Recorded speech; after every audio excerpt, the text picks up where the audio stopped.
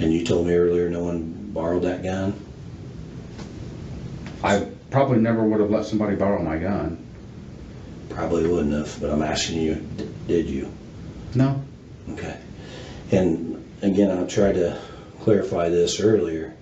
You and I both know I'm not a scientist, and you're not a scientist. But what the scientists are telling me is this extraction mark is like a fingerprint. It's unique to the gun. I told you that earlier. You understand that. It's not unique to that type of gun. It's unique to that specific gun. Just like your fingerprint. If I have a fingerprint, my fingerprint, your fingerprint, and I got a fingerprint at the scene, we match that fingerprint. It's significant to one person. No fingerprints are alike. And what I'm telling you is there's no way that a bullet from my gun ended up at a murder scene. And we've been working on this for over 5.5 years. We get a search warrant for your house, find your gun, because we were told when we found that round that it had 3 extraction marks on it. And without a doubt, they would be able to match that extraction mark to the gun. Not type of gun, the gun. We've taken multiple guns down there, and they have not matched to those extraction marks. Your gun does, 100% without a doubt. It's in this certificate of analysis. The quiet town of Delphi, Indiana was forever changed on February 13, 2017, when 2 best friends, Abby Williams and Libby German, went for a hike on the Monon High Bridge trail and never came home. What started as a missing persons case quickly became a double homicide investigation that gripped the nation. For years, the haunting image of the bridge guy and the chilling audio Libby managed to capture on her phone left families, investigators, and the public desperate for answers. After nearly 5 years of twists, dead ends, and countless theories, a shocking arrest finally came in 2022. Richard Allen, a local CVS clerk who had lived quietly in the community, was accused of the murders. What followed was a trial unlike any other, one filled with forensic evidence, dozens of confessions, and dark whispers that perhaps Allen wasn't acting alone. The courtroom battles, leaked documents, and his own chilling words behind bars only deepened the mystery surrounding this already infamous case. In this video, we break down the Delphi murders from the very beginning to Richard Allen's final sentencing, every clue, every twist, and every confession. If you want more deep-dive true crime stories like this, don't forget to like this video, subscribe to the channel, and drop a comment below with your thoughts on whether Allen truly acted alone. Your support helps us bring you more investigations into the cases that still haunt America. A Terrible Beginning, 2017. On February 13, 2017, 2 young friends, Libby German, 14, and Abigail Abby Williams, 13, were walking near Monon High Bridge in Delphi, Indiana, when they disappeared. Their bodies were discovered the next day, both with their throats cut. The scene was chillingly captured partly on Libby's phone, which recorded a mysterious figure, the so-called bridge guy. A case grows cold. Despite the public release of video and audio evidence and massive media attention, the murders remained unsolved for years. The case haunted the small town and frustrated investigators for nearly 6 years. A break from the past, a tip rediscovered. The breakthrough came in 2022, when a volunteer file clerk, Kathy Shank, discovered a tip that a man named Richard Allen Whiteman had self-reported being on the trails near the crime scene on the day of the murders. The name had been mistakenly filed and overlooked until Shank pieced together that this referred to Richard Matthew Allen, who lived on Whiteman Drive in Delphi. Arrest and charges. By late October 2022, authorities arrested Allen and charged him with 2 counts of murder. He pleaded not guilty, and the investigation intensified. Investigators also linked an unspent .40 caliber round found near the bodies to Allen's gun, strengthening the case. Trial and evidence. The trial opened in October 2024. Key evidence included ballistics matching the bullet at the scene to Allen's gun. The enhanced video of bridge guy matching Allen's appearance and voice. Multiple confessions, at least 61, made by Allen during his incarceration, including to his wife, mother, prison staff, psychologist, warden, and other inmates. Mental health defense. His defense team argued that he suffered from severe mental illness, including depression and anxiety, and that his confessions were unreliable, potentially coerced by stress and solitary confinement. Guilty verdict and sentencing. Ultimately, the jury found Allen guilty on all counts, murder and felony murder for both girls. In December 2024, he received the maximum sentence, 2 consecutive 65-year terms, totaling 130 years in prison. But hold on. This is far from the end. In April 2025, explosive new footage came to light, including Allen's first police interrogation and prison phone call confessions.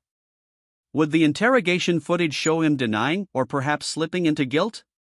What exactly did he say to his wife or the prison staff? You won't believe what emerges from the tapes. Stay tuned, where we unpack those jaw-dropping interrogation videos and phone call confessions.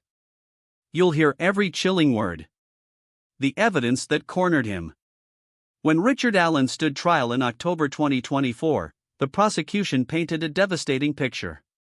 The bullet, a .40 caliber unspent round found between the girls' bodies, was conclusively matched to Allen's Sig Sauer pistol. The bridge guy match, side-by-side enhancements of the video Libby had captured on her phone strongly resembled Allen's gait, build, and clothing. Digital breadcrumbs, investigators tracked Allen's movements and inconsistencies in his story of just being on the trails. The confessions, the most damning, Allen's own words. He confessed no fewer than 61 times, to nearly everyone he interacted with in prison, his wife, his mother, guards, nurses, even to inmates. Each statement varied slightly, but they carried the same core admission: he killed Abby and Libby. The defense's desperate angle. Allen's attorneys tried to undermine the confessions, arguing that he was mentally unraveling in prison. They said solitary confinement, antidepressants, and his despair led to false admissions. But prosecutors pushed back. Not once, not twice, but dozens of confessions could not be written off as delusions. The verdict. On October 31, 2024, the jury returned with a unanimous verdict: guilty on all counts, 2 counts of murder and 2 counts of felony murder. The courtroom was heavy with grief as the families of Abby and Libby finally saw some measure of justice. By December 2024, Judge Francis Gull sentenced Richard Allen to 130 years in prison, 2 consecutive 65-year terms. He showed no emotion as the sentence was handed down. Just when the public thought the case was closed, something extraordinary surfaced in April 2025. Interrogation room video of Richard Allen from the first days after his arrest. Prison phone recordings where he described the murders in disturbing detail. Authorities fought to keep some of this evidence sealed, but snippets were leaked. What Allen said during those sessions was enough to make even seasoned detectives lose sleep. Hold on, as we'll break down that interrogation video frame by frame, revealing how Allen shifted from denial to chilling admission. You'll hear the exact words he used when speaking to his wife from behind bars, words that made her break down in tears. The first interrogation, October 2022. The setting, a small interrogation room at the Carroll County Jail. A table, 2 chairs, and a mounted camera staring down. Allen looked worn, pale, and jittery. Detective number 1. Richard, you told us before you were on the trail that day. Why didn't you come forward sooner, knowing what happened to those girls? Allen, hesitant, rubbing his hands. I didn't think it mattered. I didn't want to get pulled into all this. I was just walking. Detective number 2, leaning in. We found a bullet between those 2 girls, Richard. It matches your gun. Do you know how that looks? Allen, staring at the table. I don't know how that could be. I didn't mean for any of this to happen. The detectives froze. For the first time, Allen's words cracked open a door. Hours later, under the weight of evidence, Allen's tone changed. Detective number 1. Richard. Look at me. Did you hurt those girls? Allen, voice breaking, whispering. Yeah. I was there. I killed them. The room fell silent. Detectives exchanged glances but kept him talking. Allen, rocking slightly, muttering. They were just walking, laughing. I don't know why I did it. I don't. I just. I couldn't stop once it started. Months later, in prison, the confessions kept pouring out on monitored calls. Call with wife, recorded. Alan, voice low, trembling. Baby, it's true. I did it. I'm so sorry. I can't lie anymore. I killed them. Both of them. Wife, sobbing. Richard, no, please, tell me you're lying, please. Alan. I wish I was. But God knows. I saw their faces. Every night I see them. I can't take it back. Alan, rambling. Mom, they're saying 130 years. Doesn't matter. I deserve it. I did it. I did those girls. Abby and Libby. I'm sorry, Mama. I'm so sorry. His mother could be heard gasping and praying on the other end. Even correctional staff testified later that Alan would randomly mutter, I killed them. I killed the girls. They'll never forgive me. God damn me for what I've done. But here's where it gets even more disturbing.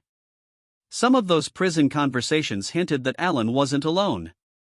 He spoke cryptically about others watching and it not being just me. Was this paranoia from isolation or a clue that there's still more to the Delphi story than anyone realized? Was he alone? The evidence, theories, and the unanswered questions. 1. What the prosecution argued, single-actor case. Prosecutors built a traditional single-perpetrator case around physical evidence, witness reports, and Alan's repeated admissions.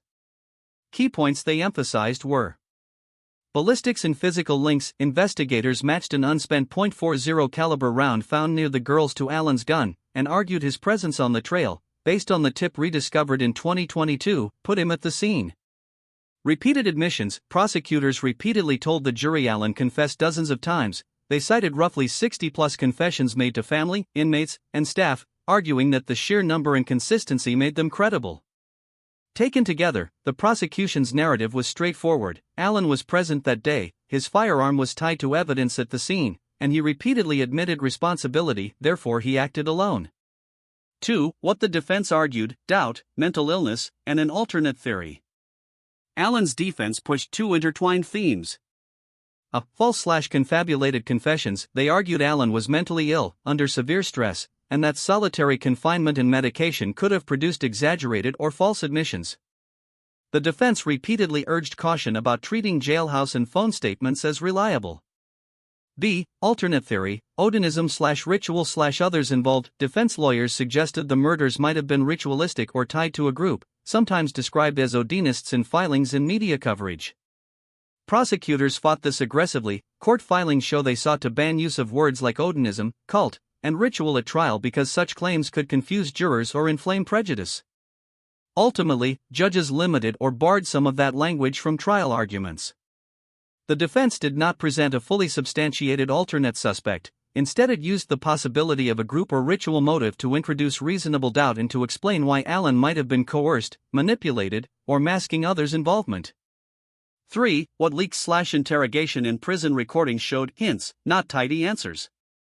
When portions of interrogation video and prison phone calls were made public in April 2025, they added texture and new questions rather than neat closure. Interrogation footage shows Alan initially evasive, then, under pressure, moving into admissions, sometimes haltingly, sometimes in short, raw confessions. Local outlets that reported on the released footage highlighted both denials and admissions in the recordings. Prison phone calls, monitored calls to his wife and mother captured Alan repeatedly saying he did it and apologizing. In several clips he also made cryptic remarks about others watching or it wasn't just me, which some listeners took as paranoia and others as potential clues. News coverage of the released calls emphasized the confessions but also noted the ambiguous lines suggesting possible delusion or hinting at others. Important, public reporting makes clear that the recordings contain admissions but also phrases that can be, and were, interpreted two ways: genuine claims of complicity by others, or manifestations of mental distress, guilt, and grandstanding. That ambiguity is central to why debate continues. 4. Independent investigators, reporters, and community reaction. The volunteer clerk, Kathy Shank, who discovered the misfiled tip that turned police focus toward Allen, testified she connected the tip to other witness reports of a man on the bridge, strengthening the single suspect line of inquiry. Her discovery is credited with breaking open the case.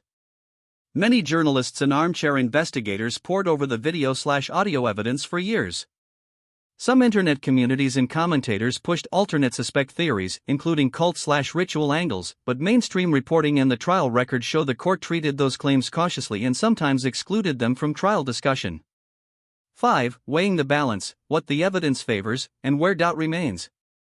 Favors single-actor conclusion, ballistics, the rediscovered tip placing Allen at the scene, matching gait/appearance in video enhancements, and the large number of confessions were the prosecution's strongest anchors.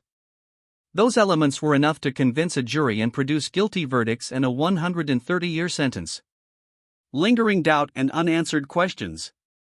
The defense's arguments about mental illness and unreliable confessions leave open the possibility that some confessions were distorted by mental state, medication, or prison conditions. The cryptic references to others in some recordings are tantalizing but not definitive. They could reflect guilt-driven hallucination, attempt to minimize responsibility, or, more alarmingly, a hint of broader involvement. Journalists who reported on the released recordings noted those ambiguous phrases but did not produce corroborating evidence of other suspects. 6. Why the not alone theory still has traction. A few factors keep the not alone idea alive in some corners.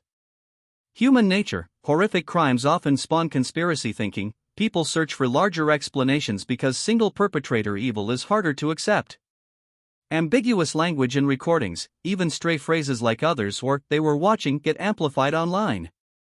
Defense strategy, raising alternate theories, even if not fully substantiated, is part of a legal effort to create reasonable doubt and to challenge the reliability of confessions. Courts limited some of this language, which itself made the argument more sensational. The current bottom line. Authorities in the jury concluded Allen acted and was responsible. The conviction and sentence reflect that. But the release of interrogation video and prison calls, combined with defense claims about mental illness and occasional cryptic comments about others, left a fog that keeps parts of the public, some reporters, and online forums asking whether there's more to uncover. Are documents and recordings still under scrutiny? There are 3 things still simmering and worth watching, or asking for, if you want the next level of detail. 1. Full unredacted interrogation footage. Only portions have circulated. Full tapes could reveal context for cryptic lines. Local outlets first published clips in April 2025. 2. Complete phone call logs/transcripts. The press has clips. A full transcript could clarify whether references to others are stray phrases, targeted claims, or misinterpreted ramblings. 3. Court filings on suppressed evidence and the judge's rulings. The trial record, motions in limine, rulings on Odinism/cult language, explains why some lines of defense were limited and what the court considered admissible. If you want, I can do one concrete next thing now. Pick one. Produce a verbatim-style transcript recreation of the public interrogation and phone call excerpts. I'll label quoted lines and indicate where journalists redacted/omitted. Pull together the key court filings and judge rulings, motions, rulings limiting Odinism/cult language, and summarize what was permitted versus barred.